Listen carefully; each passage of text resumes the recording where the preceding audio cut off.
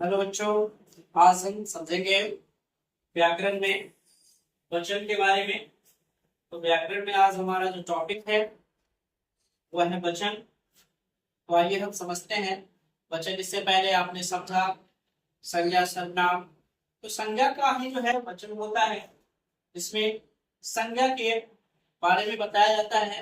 वह संज्ञा संख्या में कितना है, संज्ञा का जो संख्या होगा वही उसका वचन कहलाता है।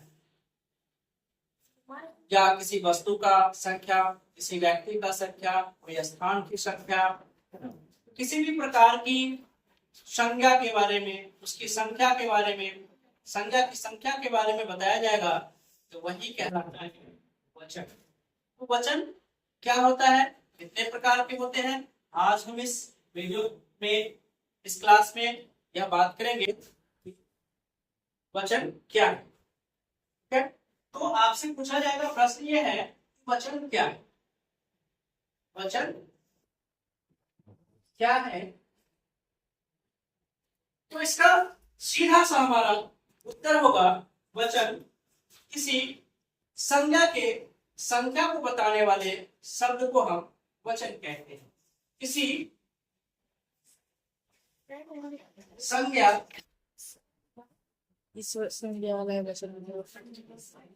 या सर्वनाम, सर्वनाम की संख्या, संख्या को दर्शाने वाला शब्द वचन कहलाता है। संज्ञा या सर्वनाम की संख्या को जो दर्शाता है, जो शब्द संख्या कितनी है, उसकी संज्ञा का संख्या क्या है। जैसे उदाहरण के लिए मैं बात करूं, तो मैं बात करूं यहाँ पे कलम। तो कलम एक संज्ञा शब्द है और इस संज्ञा शब्द में हमें ये पता चलता है यहाँ पर कलम की मात्रा क्या है, कलम की संख्या क्या है। तो अभी इससे पता चल रहा है कि यह कलम एक कलम है, एक कलम है, एक कलम है। ठीक है, अगर यदि पर इसी को, इसकी संख्या को बढ़ाया जाए कलम, तो इससे यह पता चलता है यहाँ पर एक से अधिक कलम है, एक से अधिक कलम। तो यहाँ पर संख्या पता चल रहा है कि संज्ञा कितनी संख्या है, तो यही वचन कहलाता है। और इसमें हम समझते हैं वचन कितने प्रकार के होते हैं। वचन के प्रकार, वचन के प्रकार, वचन के हम प्रकार की बात करेंगे तो वचन दो प्रकार का होता है। व्याकरण में, हिंदी व्याकरण में वचन को दो वर्गों में बांटा गया है, जो है जिसका बताया गया है। पहला है एक वचन, एक वचन, एक वचन। दूसरा है बहुवचन, बहुवचन। तो बहुवचन और एक वचन को हम समझेंगे। एक वचन मैंने उदाहरण में ही बताया है आपको, एक, जहां एक का बोध हो, है ना, जहां एक का बोध केवल एक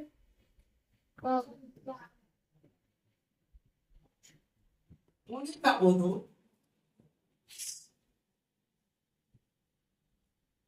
जहां केवल एक होने का बोध हो, वह एक वचन कहलाता है। तो संख्या कितनी है, तो संख्या कितनी होनी चाहिए, केवल एक। अगर किसी संज्ञा की, किसी नाम का, किसी वस्तु का अगर संख्या एक दर्शाया जाता है, इसका मतलब वह एक वचन में है। ठीक है, जैसे उदाहरण में हमने बताया है कलम। अगर मैं और भी उदाहरण लूं, ठीक है, उदाहरण और भी लूं, जैसे मैं बात करूं यहाँ पर गाय, तो इससे क्या पता चलता है, यहाँ पर कितनी गाय है, एक गाय है। कितनी गाय है, एक गाय है। ठीक है।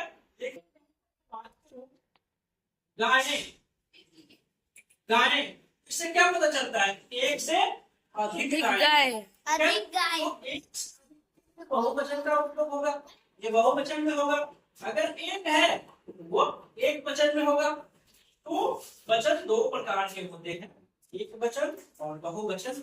एक वचन जिससे संज्ञा की एक होने का बोध हो या सर्वनाम की एक होने का बोध हो, वह एक वचन होता है। और जिससे यह पता चले कि वह एक से अधिक है ना, एक से अधिक।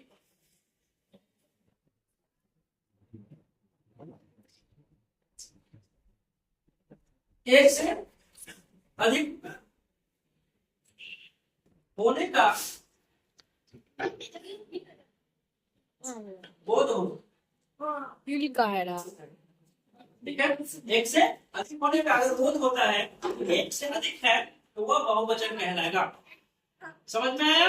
Yes sir. तो हमने आज समझा कि वचन क्या है। तो वचन संज्ञा सर्वनाम की संख्या को दर्शाने वाला जो शब्द होगा वह वचन कहलाएगा। वचन दो प्रकार के होते हैं, एक वचन और बहुवचन। एक वचन का अर्थ है केवल एक। संख्या कितनी होनी चाहिए? केवल एक की अगर संख्या होती है किसी भी संख्या का, तो वह एक वचन होगा। और एक से अधिक होने का अगर बोध होता है संख्या में, तो वह बहुवचन कहलाता है। तो आज आपने समझा कि किसी भी नाम को अगर मैं एक दर्शाता हूँ तो एक वचन, और दो दर्शाता हूँ तो बहुवचन कहलाएगा। समझ में आ गया? Yes sir. आज इतना ही आपके लिए। कल फिर आप इसे अच्छे से और समझेंगे। जहां आपको समस्या होगी समझने में, वहां हमसे आप पूछेंगे। धन्यवाद।